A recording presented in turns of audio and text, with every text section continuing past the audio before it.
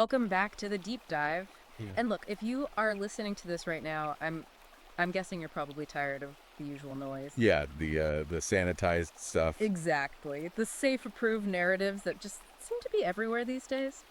So today we are going completely off the map. We really are. We're looking at a text that, well, it's not just a retro gaming review.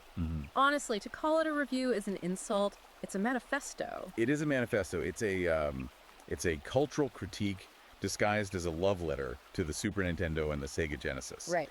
But make no mistake, the whole love letter aspect, that's just the delivery mechanism for some extremely heavy philosophy. Oh, absolutely.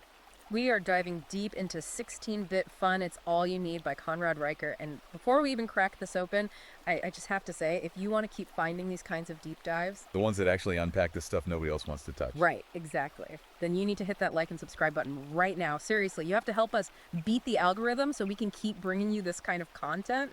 And regarding the source material today, Reicher describes this book as an ultra-long, incisive look at how video games explain the rise and fall of Western civilization. Yeah, It's dense, it's aggressive, and it is genuinely fascinating. it is incredibly heavy. And look, we're going to do our best to summarize it today, impartially, just looking at the arguments. But if you want the full, unfiltered, red-pilled download, Airing the whole thing. the whole thing, you need to buy this ebook right now. It is available on Amazon Kindle and Google Play Books. Just search for 16-bit fun. It's all you need. Yeah, highly recommend reading the primary source here. Because what we're doing today is just scratching the surface of what Reicher calls a weapon against the encroaching dark. Which is quite the phrase. It is. So set the stage for us.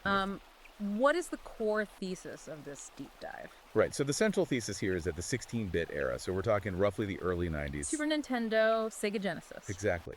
That this wasn't just a step in technological progress. Reicher calls it the digital Parthenon.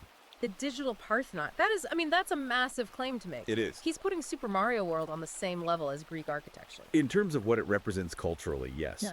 He argues that this specific era was the peak of Western meritocracy and objective truth. Okay.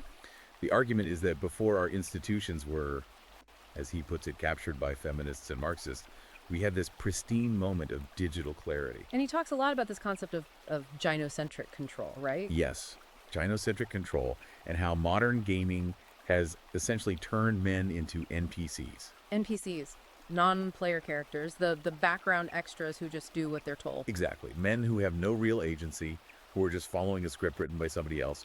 Reicher connects the dots between the actual microchip and the decline of masculinity in a way I have honestly never seen before. Wild. And by the way, if you want to follow this ongoing cultural battle directly from the source, the author is really active on Substack at Conrad and Reicher. But let's get into the hardware. Let's do it. Because this is where the philosophy actually starts, and this part blew my mind. Yeah, it's an incredibly unique angle. Usually when people talk about the Sega Genesis or the Super Nintendo, they're talking about, colors or sound channels, flash processing. Right, the marketing terms. Yeah.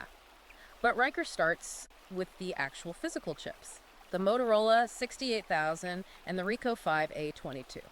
Right, but he doesn't talk about them like an engineer. He talks about them like a philosopher. How so? Well, he argues that this hardware directly represents the Aristotelian law of excluded middle. Okay, hold on. We definitely need to unpack that for the listener. Sure. How does a 16-bit processor relate to Aristotle? It comes down to the binary nature of reality. In the 16-bit architecture, a pixel, a value, a state, it is either completely on or completely off. Right. It's FF or 00 in hex. There's no maybe. There is no quote-unquote my truth. There is only the truth. So it's rigid. Entirely rigid. Reicher's point is that the hardware enforces a worldview where objective reality is inescapable. So the machine literally doesn't care about your opinion. It physically cannot care. And Reicher contrasts this with modern concepts like queer theory or subjective fluidity. He says modern leftists operate on emotional reasoning. Which he compares to software bugs, right? Exactly. He likens emotional reasoning to software bugs. They try to process null values as valid data. They want to say that a thing can be both A and not A at the very same time, just depending on how they feel about it. And the 16-bit console just says error. It crashes. If you tried to tell a Sega Genesis that a voltage was something it wasn't, the system crashed. It did not negotiate. That is fascinating. And Reicher claims this was essentially a training ground for the male mind. It immunized young men against the idea that feelings can override physics, He calls the cartridge the most honest thing in the world. because it never lies to you. He uses Tetris as an example of this too, which Yeah. I found interesting because Tetris is so abstract. Yeah, I looked at Tetris. Yeah. Yeah. And Dr. Mario. He views Dr. Mario specifically as a lesson in the law of identity. Okay, break that down. So you have a virus in the game. It is red. To kill it, you need a red pill. If you drop a blue pill on it because you feel like it should work, Or because you want to subvert expectations. right. If you do that, you lose. The game ends. You fail. You fail. And Riker argues that the female-coded left rejects this kind of rigid categorization. They want the blue pill to count as red if it identifies as red. Wow. But for the masculine mind, according to the book, this sorting of reality, this rigid application of logic, is essential for basic sanity. Which leads directly into his next big theme, which is the psychology of competence. Because if the machine is that rigid, that means the player has to adapt to the machine. The machine isn't going to adapt to you. Precisely. Riker argues that technical limitations forced excellence. Because the hardware was so constrained, developers had to be disciplined. Code had to be tight. Gameplay had to be perfect. And he contrasts this with modern games, which he describes as bloated. 100 gigabyte downloads for a game that's completely broken on launch. Right. But it goes much deeper than just the file size. It's about the philosophy of difficulty. Riker spends a lot of time analyzing the game over screen. Oh man, Contra 3, the Alien Wars. I know. I think anyone listening who grew up in the 90s just had a visceral flashback to that game. It was absolutely brutal. And Riker recounts playing in that game, specifically the fight against the Red Falcon brain. Sweaty palms, throwing the controller at the wall. All of it, the rage. But here's the key insight from the text. He calls that frustration a baptism of fire. Baptism of fire. So that implies it changes you fundamentally. He says it strips away narcissism. Think about it. When you see that game over screen, the universe is telling you, you are not good enough yet. It doesn't offer to lower the difficulty for you. No, it doesn't give you a participation trophy. It just kills you. Riker says this destroys the fragile ego. So in his view, the modern approach to gaming, where you can save anywhere or rewind time or adjust the difficulty on the fly, he thinks that's actually damaging men. Oh, he goes further than that. He calls the save state the tool of the devil. That is aggressive. The tool of the devil. Well, think about his logic. A save state lets you erase a mistake. It removes the consequence of failure. Riker argues that if you remove the consequence, you inherently remove the possibility of virtue. Right, because there are no stakes. Exactly. He presents this syllogism of character formation. He says resilience requires controllable failure. You have to be able to fail, and it has to hurt so that you can learn how to overcome it. He cites some psychology on this too, doesn't he? He does. He cites Robert Eisenberger and this concept of learned industriousness. Learn industriousness. Yeah. The research suggests that struggling through a difficult task creates a generalized work ethic. So if you beat Contra 3, you essentially wire your brain to believe that intense effort actually leads to success. And the opposite of that. The opposite is what Riker calls the walking simulator. Modern narrative games where you just push forward on the stick and experience a story. Where you literally can't lose. Right. He calls these pacifiers. They treat the player like a child, or worse, like a passive consumer who just needs to be coddled. Gynocentric coddling, I believe, is the exact phrase he uses. That is the phrase. He argues that by removing the possibility of loss, modern gaming creates men who crumble the moment they face real-world adversity. Because they expect a restart button that doesn't exist. Exactly. Man. Okay, so this idea of guidance and structure, it brings us to what was probably the most interesting part of the book for me, the fatherhood principle. This is a crucial pivot in his manifesto. He claims there is a conspiracy of silence regarding fathers in media. Yeah, he moves from the individual struggle of the player to the broader societal structure. He points to classic RPGs like Secret of Mana and Chrono Trigger. Okay. In these stories, you almost always have a mentor archetype, a sage, a master, a father figure. Like the guru of time in Chrono Trigger. Perfect example. And the important thing about the mentor in these games is that he doesn't just give you the power. Right, he withholds it. He tests you. He only hands over the sword or the magic when the hero has proven he is competent enough to wield it. It's an actual rite of passage. And Riker contrasts this with modern stories where the hero is just naturally special from birth. Or where power is given without merit, yeah. Yeah. But the data he presents in this section is what's really shocking. Right, the completion rates.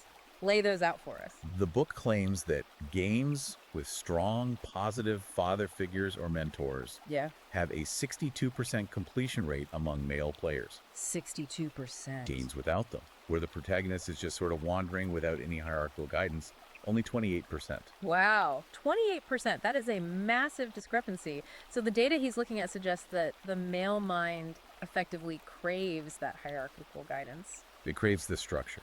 It wants to know there is a path and that a competent authority is showing the way. But Riker argues there's an active war on fathers in the industry. And he pinpoints a specific year for the shift, 1994. which was the introduction of the ESRB ratings, the moral panic era. Right. I mean, parents freaking out about Mortal Kombat and Night Trap. Right, the hearings. Riker argues that the ESRB was the beginning of the end. He says it shifted gaming from martial training, the simulation of combat and strategy, to moralistic censorship. So it was the moment the industry started apologizing for its own existence. Yes. And he backs this up with workforce statistics that are pretty damning to his point. Yeah. What are those numbers again? He claims that while 76% of these actual game developers, the writing the code, building the engines, are male, 68% of the diversity officers and HR administrators in these companies are female. So the people doing the structural work are men. But the people making the rules are women. He calls it an administrative layer of structural gynocentrism. Okay. Basically, you have men building these intricate logical systems, but then a bureaucratic layer comes in to devalue masculine narratives, tone down the violence, and ensure everything is quote-unquote safe and inclusive. Which effectively castrates the art form, according to the book. That is Riker's conclusion.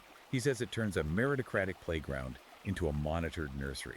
Speaking of playgrounds, let's talk about the console wars. Because Sega versus Nintendo was huge. And Riker reframes this in a way I hadn't thought about before. He says this tribalism was actually a good thing. A completely necessary thing.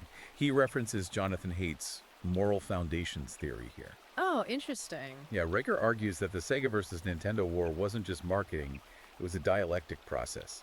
You had thesis Nintendo and antithesis Sega. And we were the soldiers in that war. I mean, I remember actual shouting matches in the schoolyard. Oh, totally. Blast processing versus mode 7. We sounded like little lawyers. And that is exactly what he calls the playground agora. The agora. Right. He argues those arguments were a Socratic seminar for boys.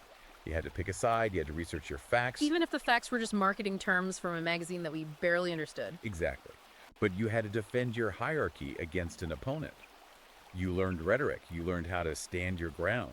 And crucially, nobody stepped in to say, hey guys, both consoles are valid. Right. There was no everyone is a winner mentality.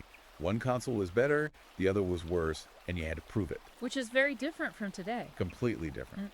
He contrasts this wild west of trash talk with today's sanitized surveillance. He says modern online spaces are like feelings bars. Feelings bars. Places where the goal isn't to determine truth or quality, but just to validate everyone's identity. If you criticize a game today, you're often accused of attacking the identity of the developers or the fan base. Right. Riker says this completely destroys the capacity for critical thought. He makes a comparison here that I thought was brilliant. It's the difference between the Konami code and the share button. Oh, the linguistic shibboleth? Yeah, up, down, left, right, BA, start. A classic. Yeah. Riker calls that code a Masonic handshake, knowing it meant you were part of the Brotherhood. Right, because you had to learn it from a magazine or from a friend at recess. It was shared esoteric knowledge. Exactly. Versus the share button on a PS5 controller. Which he says is just pure narcissism. Pure narcissism. Yeah. It's not about shared knowledge anymore. It's about broadcasting your mundane achievements for empty validation. The Konami code helped you overcome a challenge and win. The share button just screams, look at me. Okay, so we have this picture of a lost world. A world of merit, of brutal difficulty, strong fathers, and healthy conflict. The big question the book asks is, how did we lose it? Right. Riker has a very specific theory about the NPC menace and institutional capture. This is definitely the most politically charged part of the book. He brings in Antonio Gramsci and the Frankfurt School. So we're talking about the long march through the institutions. Exactly. The idea that you don't win by a violent revolution, you win by slowly taking over the culture from within. Okay. Riker argues that cultural hegemony infiltrated gaming journalism starting around 2007. He directly attacks outlets like IGN, Kotaku, and the Game Developers Conference. The gatekeepers of the industry. Right. He claims they stopped reviewing games, based on simple question like, is this fun? And they started reviewing them based on adherence to dogma. So it became a political litmus test. Exactly. If a game doesn't fit the correct political message, it gets docked points. Or worse, the developers are publicly attacked. And he brings up Gamergate in this context, doesn't he? He does. He describes Gamergate as the Thermopylae of the digital age. Thermopylae, like the 300 Spartans holding the pass against the Persian army. That's his exact comparison. In his view, it was the first violent collision between masculine logos, reason, logic, merit, and feminine pathos, emotion, narrative, victimhood. So he sees Gamergate as a defensive stand. He argues that gamers were the first group to actually notice the long march happening and collectively say no. And he draws a line directly from that to modern controversies like Sweet Baby Inc. Yes, the modern narrative consultancy firms. Mhm. He argues these groups are the enforcers. Well, they come into a studio and say, that female character is too sexy, or that storyline is too masculine, or you need more representation here. And because of ESG scores and corporate fear, the studios just comply. And the result of this compliance is what Riker calls the Skinner box. The final trap. He compares a game like Streets of Rage 2 to a modern live service game. Streets of Rage 2 is what he calls a clockwork universe. Right. It has strict laws, hit boxes, consistency. And if you master the clockwork, you win. But modern games are just dopamine loops. They're casinos. Riker argues they are actively designed to exploit psychological vulnerabilities. They don't want you to get better, they just want you to stay addicted. Hooking you with loot boxes and battle passes. Right, they don't build character at all. He says the former builds the man, and the latter consumes him. Exactly. And that is why he calls modern gamers NPCs. They are trapped in these loops, repeating the corporate mantras of diversity and inclusion while consuming soulless products that actually hate them. It is a terrifying picture he paints. It's basically the Matrix. It is. But Riker doesn't just leave us in the pod.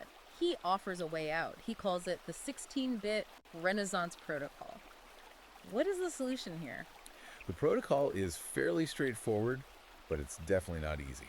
It's a conscious return to objective difficulty.